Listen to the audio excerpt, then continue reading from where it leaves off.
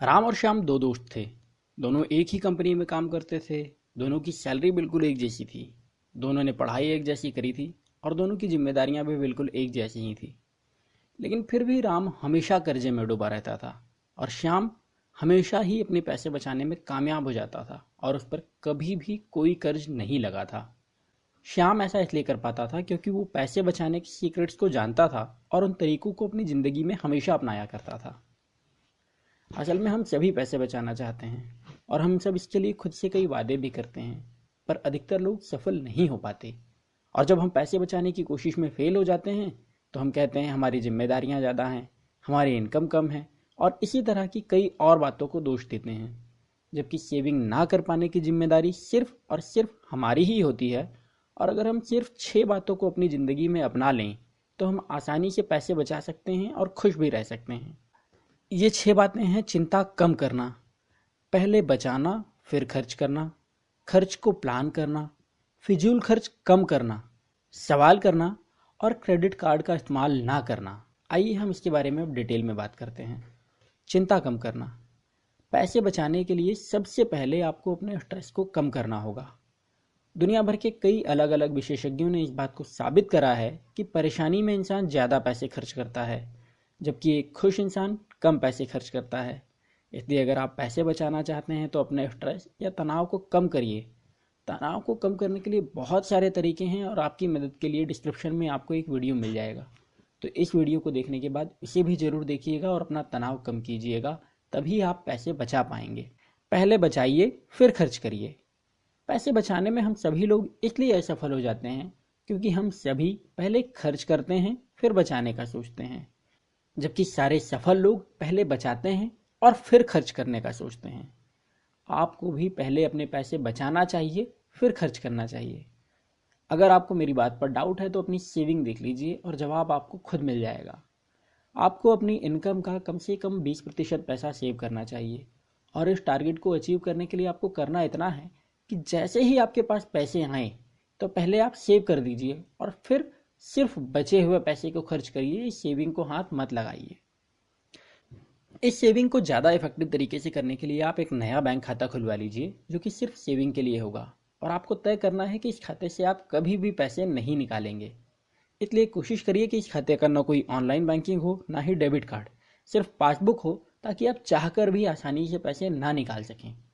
और इस खाते से जो पैसा आप निकालें उसे सिर्फ और सिर्फ इन्वेस्टमेंट के लिए खर्च करना है और किसी भी काम के लिए नहीं। साथ ही ये भी ध्यान रखिए कि इस खाते में अपनी इनकम का सिर्फ 10% पैसा डालना है, इससे ज़्यादा नहीं। और बाकी का 10% सेविंग आप दूसरे खाते में जमा कर सकते हैं जो कि आप ज़रूरत के वक्त निकाल सकें। हो सकता है शुरुआत में आपको सेविंग करना मुश्किल लगे, तो आप चाहें तो 5% की शुरुआत करिए और अगर उतना भी नहीं हो सकता 2% की शुरुआत करिए और 10% सेविंग होने तक हर महीने 1% बढ़ाते जाइए। लेकिन शुरुआत अभी से करिए। अपने खर्चों को प्लान करिए। जितना ज़रूरी सेविंग प्लान करना होता है उतना ही ज़रूरी खर्चों को प्लान करना भी है। अगर आप अपने खर्चों को प्लान नहीं करेंगे तो बहुत जल्दी आपको कर्ज लेना पड़ेगा और आपकी सेविंग का सारा गणित बिगड़ जाएगा।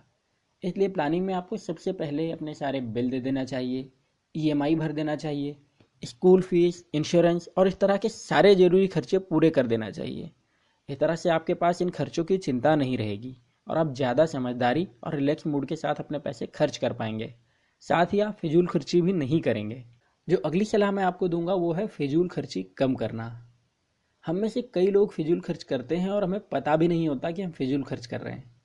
अगर हम इन फिजूल खर्चों को कम कर दें तो हम आसानी से अपने घर का 10 से 20% खर्च कम कर सकते हैं और कई केसेज में ये नंबर और भी ज़्यादा हो सकता है। साल भर का गेहूं एक साथ खरीदना बिना जानकारी की फिजूल खर्च का एक बड़ा उदाहरण है।